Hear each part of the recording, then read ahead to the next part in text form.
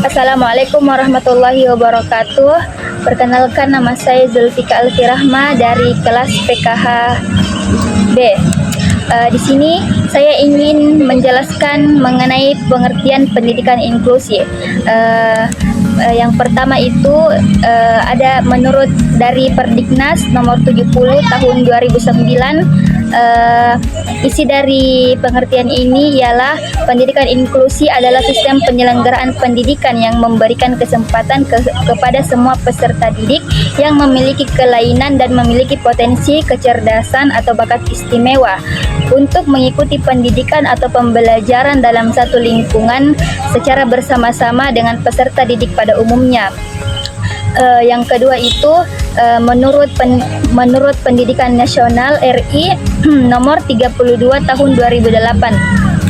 Isi dari pengertian ini ialah pendidikan inklusi ialah pendidikan yang memberikan kesempatan kepada peserta didik berkebutuhan khusus, kelainan fisik, emosional, dan intelektual, dan memiliki potensi kecerdasan dan bakat istimewa untuk belajar bersama-sama dengan peserta didik pada satuan pendidikan umum dan satuan kejuruan dengan cara menyediakan sarana dan prasarana pendidik atau tenaga pendidikan.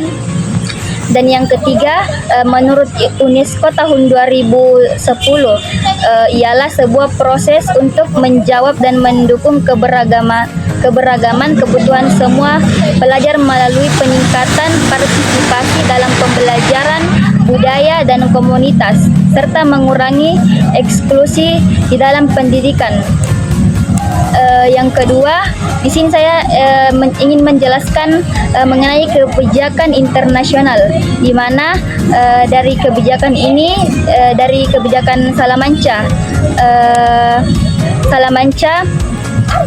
tahun 1994. Isi penting dari kebijakan ini ialah menegaskan bahwa semua anak termasuk anak berkebutuhan khusus harus belajar di lingkungan sekolah reguler. Sekolah perlu menyesuaikan sistem pembelajaran agar setiap anak memberikan kesempatan yang sama.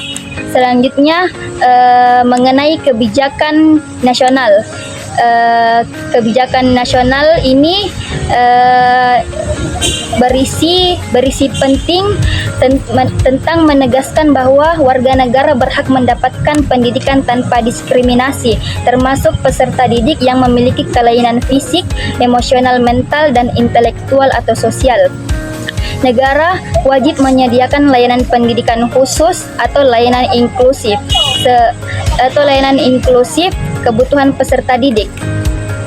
Selanjutnya, di sini saya ingin menjelaskan mengenai Index for Inclusion. Yang pertama itu ada budaya inklusi, di mana budaya inklusi ini membangun sikap saling menghargai dan menerima perbedaan. Dan juga di sini ada kebijakan inklusif, di mana membuat aturan atau menjamin semua anak mendapatkan hak belajar yang sama, dan praktik inklusi, di mana menerapkan cara mengajar dan kegiatan belajar yang menyesuaikan kebutuhan setiap individu siswa. Dan juga di sini saya ingin menjelaskan mengenai ragam disabilitas. Yang pertama itu disabilitas temporer atau disabilitas sementara, di mana disabilitas sementara ini adalah kondisi hambatan yang bersifat sementara, artinya dapat pulih atau sembuh setelah mendapatkan perawatan atau waktu pemulihan. Selanjutnya di sini ada disabilitas permanen atau menetap, di mana disabilitas permanen ini adalah kondisi hambatan yang bersifat menetap atau seumur hidup yang tidak bisa disembuhkan sepenuhnya, namun dapat dibantu dengan penyesuaian dan dukungan. Dan yang terakhir, di sini saya akan menjelaskan bentuk penyelenggaraan pendidikan. Yang pertama itu ada pendidikan formal, di mana pendidikan formal ini seperti berjenjang SD, SMP, SMA atau perguruan tinggi. Yang kedua ada pendidikan non formal, di mana pendidikan non formal ini seperti pendidikan di luar sekolah, seperti kursus pelatihan atau PK PKBM atau PKBM. Dan yang ketiga ada pendidikan informal. Pendidikan informal ini pendidikan yang terjadi di keluarga dan lingkungan seperti belajar sopan santun atau nilai-nilai kehidupan. Dan yang terakhir ada pendidikan khusus atau layanan khusus seperti pendidikan bagi anak berkebutuhan khusus yang mengalami hambatan belajar. Mungkin itu saja penjelasan dari saya.